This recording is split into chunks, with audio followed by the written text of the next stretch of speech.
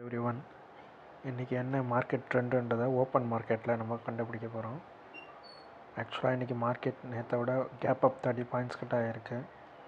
இப்போ ஒரு கன்சால்டேஷன் மோடில் இருக்குது. இன்றைக்கி நிஃப்டியில் என்ன சான்ஸ் இருக்குது அப்படின்னு பார்த்தோன்னா,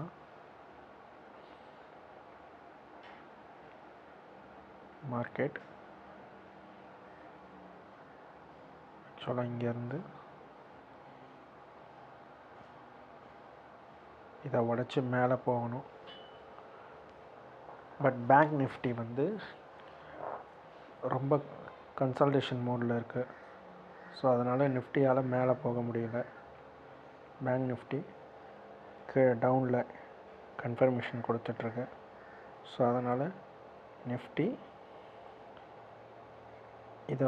இந்த ரேஞ்சை பிரேக் அவுட் பண்ணிடுச்சுன்னா ஃபுல்லாக கீழே தான்.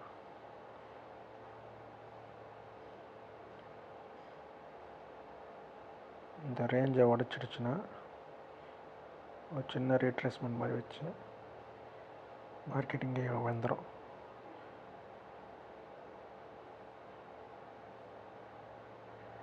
ஸோ இன்றைக்கி நிஃப்டி 300 வரைக்கும் வர சான்சஸ் இருக்குது. பேங்க் நிஃப்டி 400லேருந்து 200 52,200 to 300 வரைக்கும் வர சான்சஸ் இருக்குது.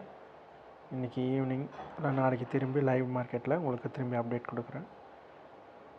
இந்த ரெட்டை 350 இருக்க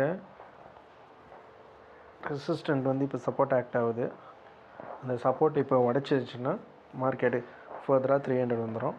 இல்லை இங்கே திரும்பி ரீட்ரேஸ்மெண்ட் எடுத்ததுன்னா மார்க்கெட் மேலே போக நல்ல சான்ஸ் இருக்குது இன்றைக்கி.